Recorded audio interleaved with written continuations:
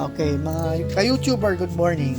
Meron tayo dito papalit tayo ng bearing ng gulong, which is tatanggalin natin yan, So, kung wala kayong puller, bibili lang kayo ng ganito ng expansion bolt ang tawag nito sa mga hardware. Makakabili ka nito. Dadalhin mo yung bearing na example na kasya dito sa butas niya. Yan. Ito yung lumang bearing example. Ganito ang size niya. Kailangan mo ng ganitong ganitong puller nga. Ang tawag nito ay expansion bolt. Ngayon, nag-i-expand to. Gagamitin mo to ngayon pang pull out dito. Tignan mo. Lalagay natin dito sa sa bearing na yan. Yan. Yung tama lang siya kasi. Yan. Ngayon, higpitan mo na ngayon to. Yan.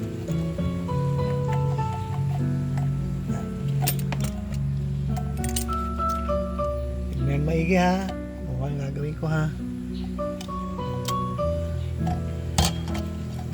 Kuha ka ng 12mm na na back wrench. Higpitan mo lang to at saka vice grip kung meron ka.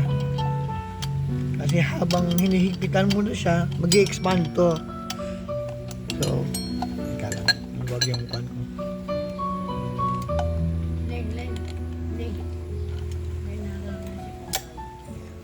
Ayan.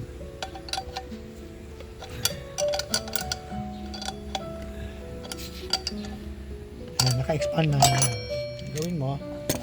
Ayan baliktarin mo siya ngayon.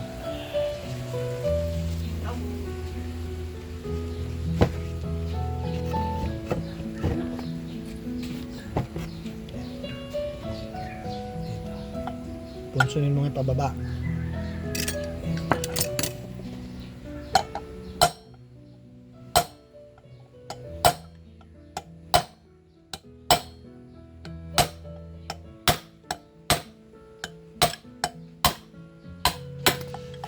Tanggal. Wala na. Check. Ito na siyang bearing. Lumusot na. Good.